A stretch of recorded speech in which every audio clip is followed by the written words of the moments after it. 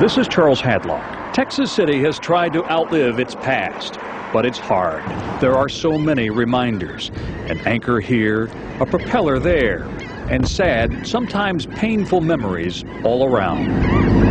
Even today, 50 years later, the tragedy is not forgotten. 6th Street, the once busy main street of Texas City, has been renamed the Street of Memories.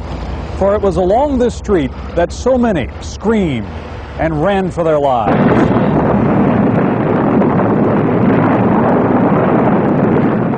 The explosion of the French freighter Grand Camp left an entire town dazed and confused.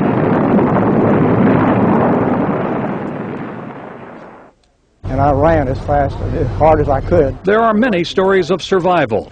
Dr. Will Lane was in the Monsanto lab. He had been watching with suspicion the bright orange smoke of the burning ship docked next to the plant when it suddenly exploded. Well, the lights just went out. I could not see more than 2 or 3 feet.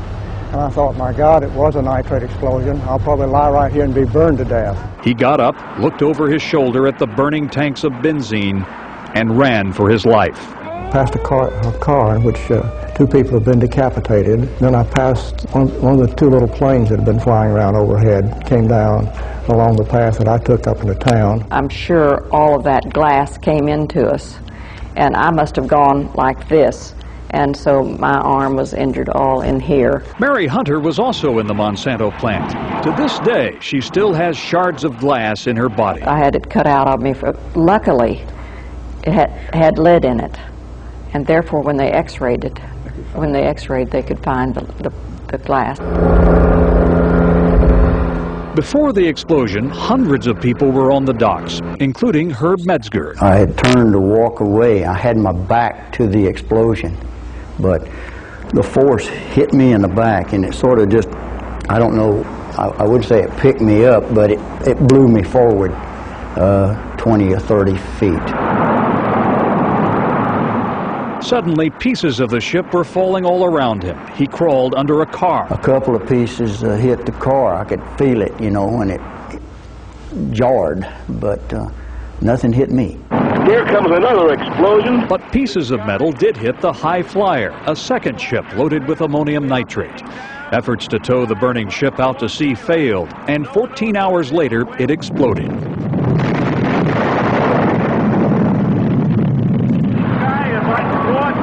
The fires burned for days. Nearly 600 people died, and 5,000 were left injured or homeless.